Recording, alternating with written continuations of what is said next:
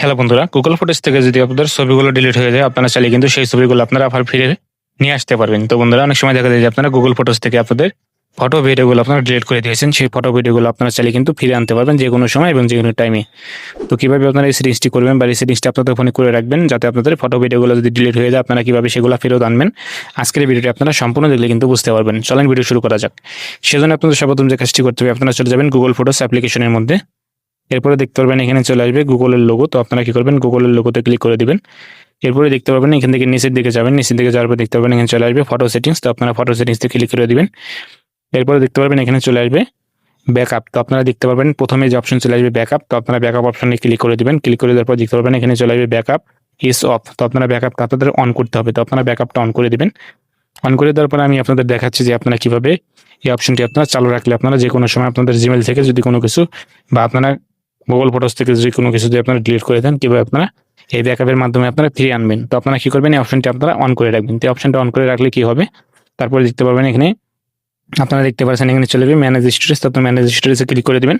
Click করে দেওয়ার পরে এখান থেকে আপনারা দেখতে পারবেন যে আপনাদের জিমেলে কতটুকু জায়গায় আছে, আপনারা কতটুকু মানে খালি আছে, কতটুকু আপনারা করতে পারবেন, ব্যবহার করতে পারবেন।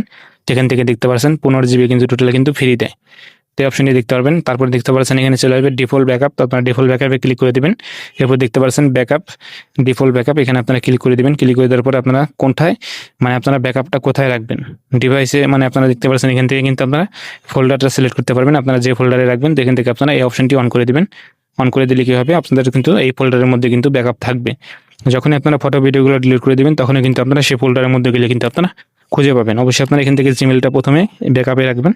তারপরে দেখতে পাবেন এখানে চলে আসবে ফটোস অ্যান্ড ভিডিওস কোয়ালিটি। এখানে আপনারা ক্লিক করে দেবেন। ক্লিক করে দেওয়ার পর দেখতে পাচ্ছেন এখানে স্টোরেজ সেভার, তারপরে আছে অরিজিনাল কোয়ালিটি। আপনারা কি করবেন, অরিজিনাল কোয়ালিটিতে রেখে দিবেন।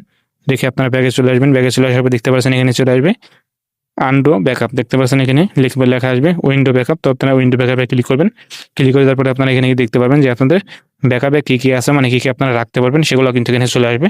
তো আশা করি আপনারা বুঝতে পারছেন যে আপনারা কীভাবে আপনাদের ফটো ভিডিওগুলো যদি আপনারা ডিলিট করে দেন সেগুলো আপনারা কীভাবে ব্যাকআপ থেকে ফিরে পাবেন।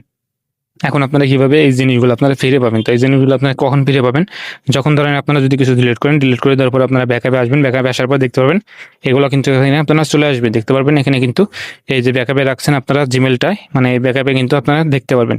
তো সেগুলো আপনারা বুঝতে পারছেন যে আপনাদের গুগল ফটোস থেকে যদি কোনো কিছু ডিলিট হয়ে যায় সেগুলো আপনারা কীভাবে ব্যাকআপে রেখে আপনারা ফিরে আনবেন। তো সেগুলো আজকের ভিডিওটি আপনার কাছে ভালো লাগছে। তো ভিডিওটি যদি ভালো লাগে থাকে অবশ্যই আপনারা লাইক করবেন, শেয়ার করবেন আর চ্যানেলটি আপনারা সাবস্ক্রাইব করে রাখবেন। সবাই ভালো থাকবেন, সুস্থ থাকবেন। দেখা হবে অন্য কোনো ভিডিওতে। আল্লাহ হাফেজ।